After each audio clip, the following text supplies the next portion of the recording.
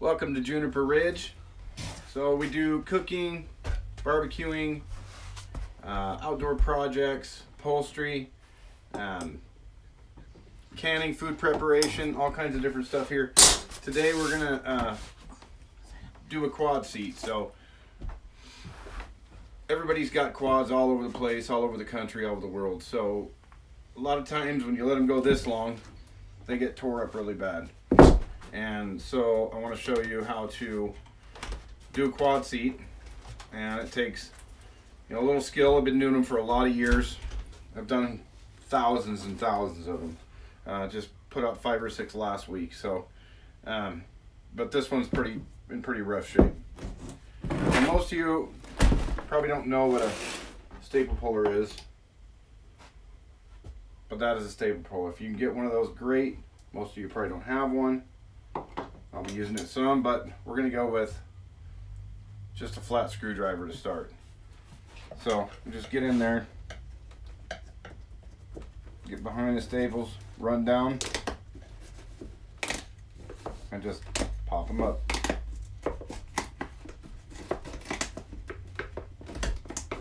The first key is always tear down. Doesn't matter what project you're doing in upholstery, it's always tear down. Then usually it's patterning, foam repair, stuff like that. Then you got to sew everything up. In this case, this won't be sewn, it's a one piece molded.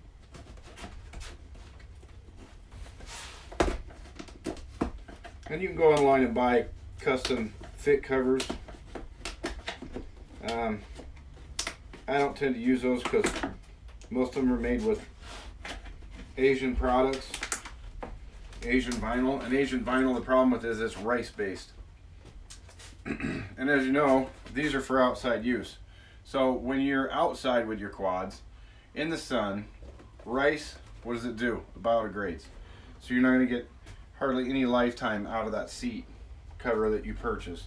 You might get a year, maybe a year and a half, maybe 2 tops. One of these, taken care of correctly, you can get a good 10 years out of, at least. We use high grade American products, and that's the way we roll. So I don't use any Asian goods because of the rice base in them.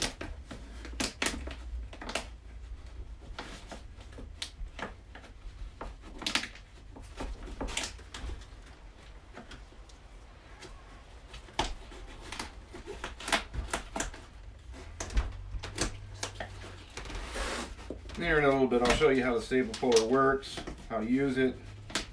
But I just want to kind of show you that you can do this with a flat screwdriver at home. The name of the game is you guys want to save money, and I understand that. To cover one like this, about 150, 175 bucks, especially with the foam repair. So if you don't let your foam get like this, all tore up, sun beaten, worn down, and you just start getting a cracking cover, or you get a cut, don't use duct tape. Duct tape eats this foam. Don't use Gorilla Tape.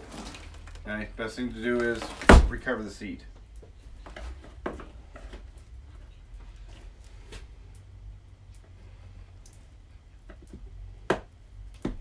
Again, I've gone 3/4 of the way around with a screwdriver. And you're going to find it, like right here, there's an angle you can't really get to from the back. So you want to come the other direction, come back to it. Just get back in behind the staples and lift them up like that. And there you have that. So in a short amount of time, we've got 3/4 of the seat stripped off.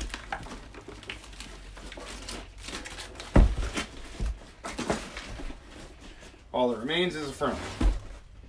And again, you're probably running into some angle issues, but just work around them. You can also get under the staple and pull it up.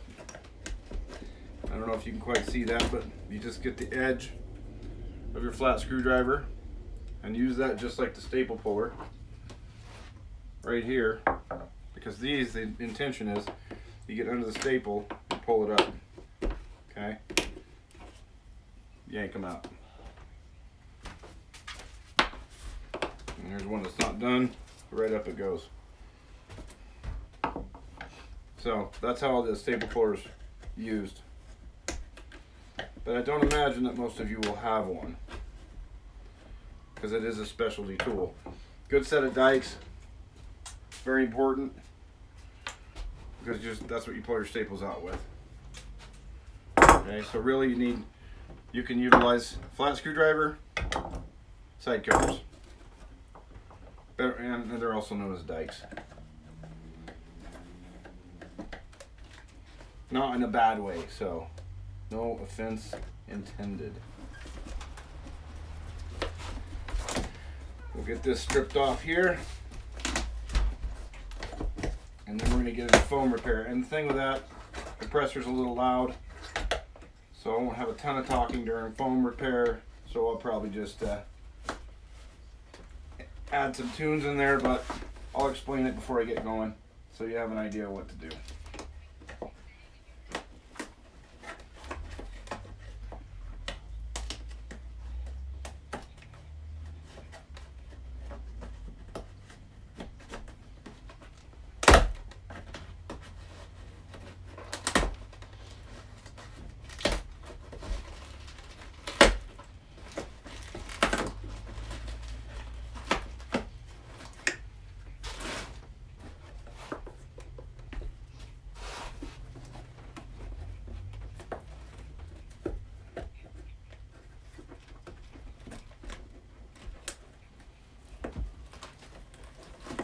Corners can always be a pain in the butt too.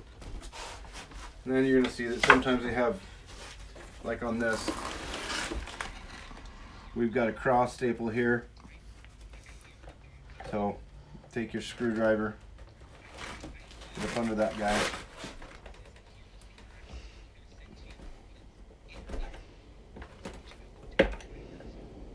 And get him out of the way.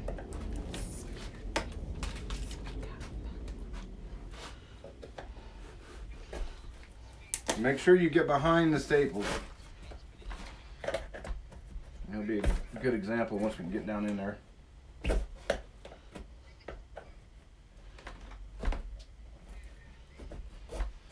There we go. So you can see the screwdriver down under. Lift it right up.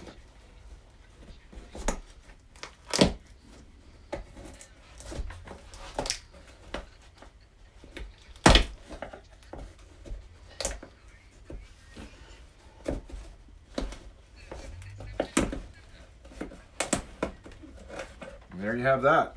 One cover off. Don't need the pattern. So this can go right in the round pile. Worthless. There is no recycling for used vinyls, so it goes to the landfill because it is biodegradable. So I'm going to go around and pull all the staples that are sticking up.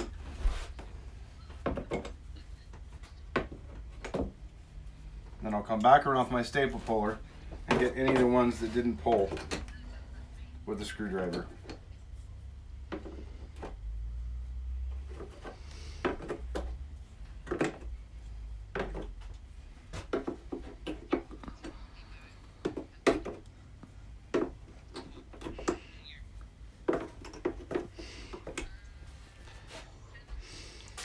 And you will get a bit cut up. I've got one already on my thumb.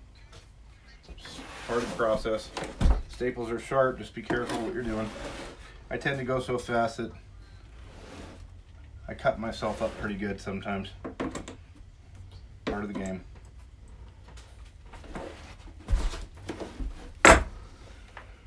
Alright. Let's clean it up.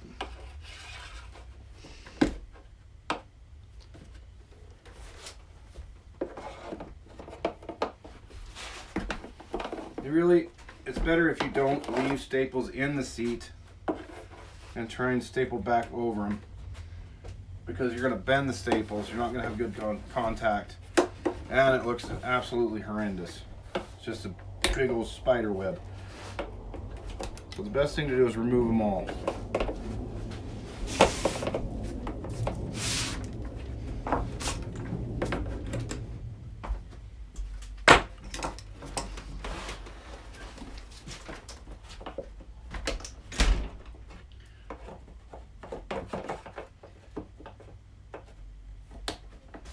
In the background, I've got regional baseball on.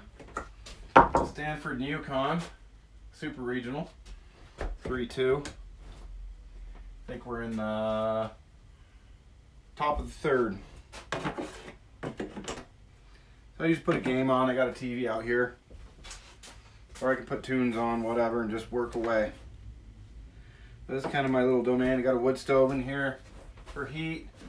It's June 13th, Monday, and about 60 degrees out. So it's not too bad of a day. We want to keep it, I think we're 62 in here. I'd like to have it a little warmer. We may start a fire just to get the temps up, because your vinyl contracts when it's cold, and then it won't stretch how you want it to. Even if you're using a steamer, which we will be using. So you can also use a heat gun for your heat source, but I'll show you all that when we get there later.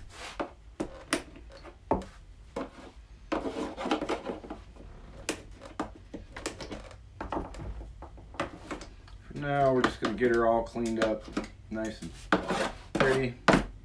Make sure we don't have any staples. All right, there we go. That is all clear. Literally. Screwdriver, it works. I like to have the staple puller too, though. It is handy. All right, foam repair. For home foam repair, I mean, you can see we have some divots down in the foam, some wear spots, but really we've got pretty good shape. It's not too bad off. I mean, we're 1/8 of an inch here, and pretty much right on here. There's hardly any movement. So what we're gonna do is we're gonna come in with cotton. You can get cotton at Joann's, Michael's, any of your craft shops. Don't get hollow fill. You need to get cotton, all right? And I'll show you what the cotton is shortly.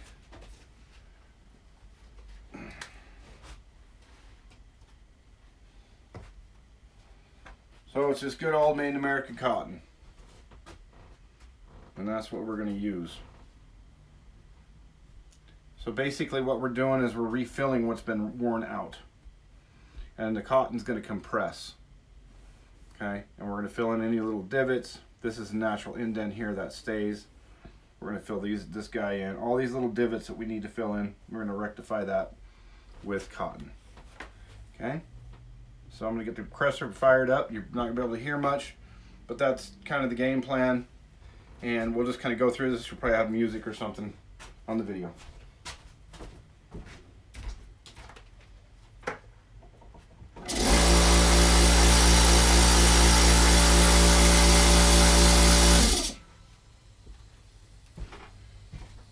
You know what, on second thought, because what we use industrially, we spray from a glue pot, and we use Weldwood contact adhesive. And it's about 120 bucks a pail for 5 gallons. But since you probably don't have Weldwood, and you don't have an air gun, let's go another route. Home Depot, Lowe's, whatever. Gorilla adhesive spray. It will work. All right. So what you want to do, you want to get down in the crevices with your glue. See it start coming out there? Give it another good shake. A little different than using my industrial glue, but that's all right. It's good and tacky just the same. And we'll start with just that little valley right now. So you're going to tack the foam and then start coming in with your cotton. I don't know if you can see on this side, it's got a nice little valley right there. So we're going to start there and work our way up. Just right up the crevice of the valley. The great thing about cotton, you get a little high, you just pull some off, form it back in. And then it works great to go fill in other spots like that right there. Got that filled in. Elongate this a little bit. Start off at the tip. Just work it down into the crevice. We're a little high there, just fine. Take a little off. It is very tacky, so you're going to get it all over your fingers. Don't be afraid, it won't hurt you. It will eventually come off.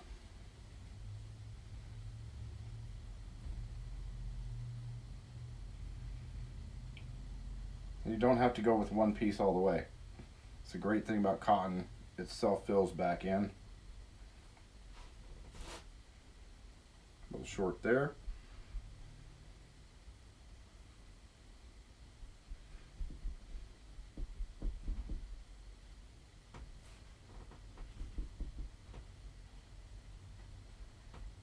As you can see, it just starts to work its way together.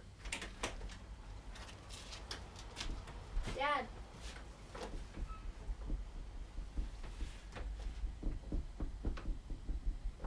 What do you need? I'm recording a video, Sorry. which I'll have to cut this out. So what do you need? Nothing. I was just gonna show you a video.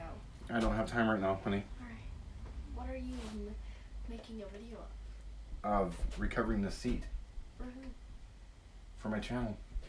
You have a channel. Yeah, I do. Can you go now? So I can get back to work. Thank you. I'll watch your video later. Alright, so as you can see, it starts to fill itself in. We got a little spot right here. One right here. You keep it from sticking to your fingers, you'll be good. So already you can see that we have the contour of that valley going.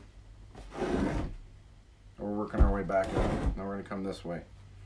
So we've sprayed about to here. We're starting to get lower. Cotton separates. Made from an American cotton gin.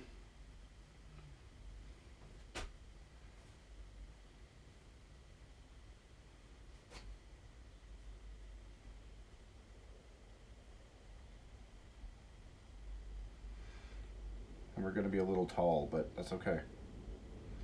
It's a great thing, like I said, about cotton. If you know you're tall, you can just come right back in and take some off. Get it to the level you need it. A little more right here. Still a little bit high up here. Take a little fuzz off. And to make sure you're inside your little canyon there, you just come along the edges. Spot that's short, fill him in. You want to bump right up to the foam height. Alright, so that has filled that crevice. Now we're going to do some of these little guys. Because our height is good. We're not looking bad there. We're a little filleted over here, but I got 1, 2, 3, 4, 5, 6. You know, I got about 8, maybe 9 little ones that need to get filled in. And then we're going to do something in the process called skinning. So you can go to any upholstery supply shop, any upholstery shop, whatever, and just get you, you know, a yard, just get a yard of scrim. 1/2 inch scrim, 1/4 scrim. I tend to use either, but right now I've got 1/4 on hand, so that's what I'm going to use. Just get some of these tacked out. That looks all right. There's this one here.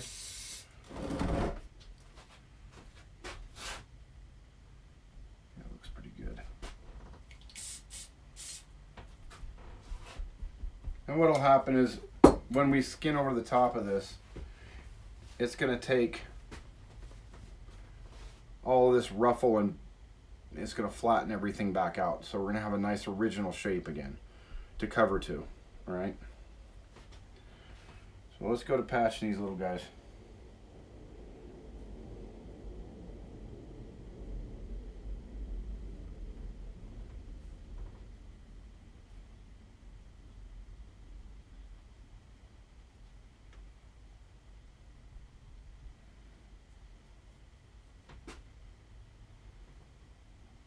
Doesn't take a lot, but it makes a big difference.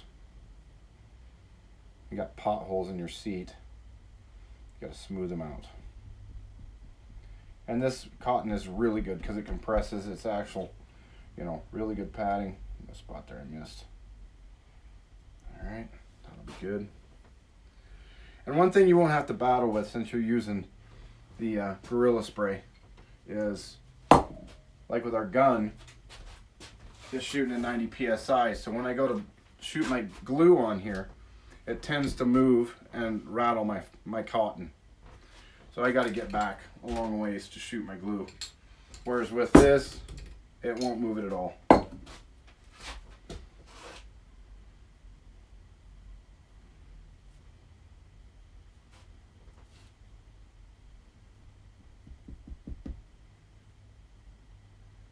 It's amazing though what a little cotton will do.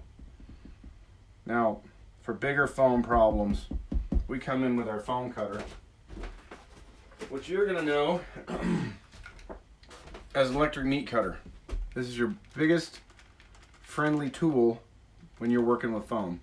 We also have foam skive. After we're done replacing bad foam, come in with a foam skive. So basically what it is a round, I guess it's a round plastic attachment, and it's got little nubs on the end of it. It's very, very nubby. And when it spins around, it grinds the foam to whatever shape or contour you want. So I use this a lot too when doing foam repair. But this being pretty minor, we just got to get everything leveled out. We're just going to go with cotton, because you guys can do this easy at home. I have ones that basically from here back there's nothing left, so I got to rebuild the entire foam unit, and that's when those tools will come in handy. Yeah, there.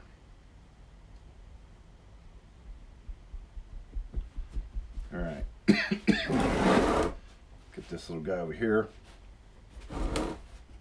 I might hit that guy too. Okay. One more, and that's the end of that valley.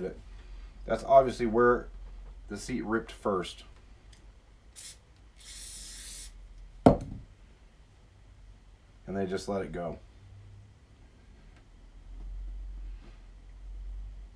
This person actually, they have about 5 or 6 quads. They've got side-by-sides, all kinds of stuff. They own a ranch. Really great people. They get busy, or, with the economy the way it is, they let them go for a while. But it's definitely time to get it handled up. So there's that part of it. And now we'll move on to skinning. And then we can do the covery, which I've already got a pre-cut out piece of black vinyl for this seat. I'll show you what it comes off of. Our rolls are right about 58 inches wide, and I buy them 10-20 yards at a time. I don't think I'm down to like 2 or 3 yards, but that's all right. So I've got that already pre-cut. Now let's get some foam cut. Put the other tools back that we're not going to use.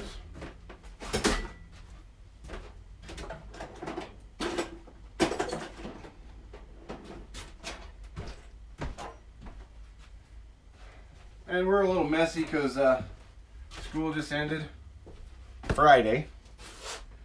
And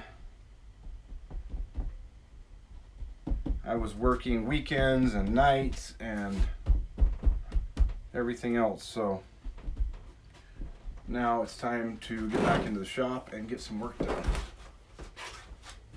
Oh, we do have one up there in the front. Right there. See that? We gotta rectify that real quick. Get him too.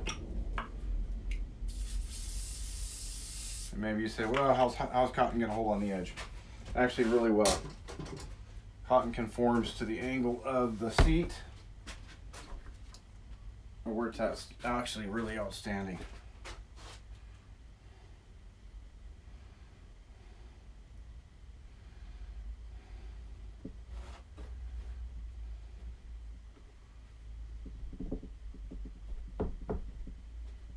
All right. Now we've got our original shape back, so we'll be good there. Now we'll get some foam. And this is a quarter inch scrim. So before I do that, I want to sweep this counter off just real quick. Too much stuff on it. Always want to keep your surface pretty clean, and these come in really dirty. So when I'm grabbing my foam, going to lay it out, I don't want to get garbage all over it. And at the end of the day, we'll give a good sweeping on the floor, and I've got some storage things I'm working on to try and get everything put away. We've got construction tools in here, all the upholstery tools, automotive tools, you name it, it's all in here. The front bay full of our brewing equipment. That's another thing we do, is we do brew beer, Camp 4 Brewing. This is 885 Trim Shop back here. That room is in progress, so we have to remodel that, so that's going to be a project in the future. You'll see down the road in the summer. Still pretty cool though to check out. The back of this is called muslin, and the reason it's on here, because standardly what we're using this for is sewing material to it for seats, automotive, industrial, 18-wheelers, cars, trucks, whatever, tractors. So you put your material on the other side, and when you sew through it, the muslin gets grabbed by the thread, and that's what holds it. Otherwise, if you didn't have this, it would just rip right through. Okay? Get an idea here.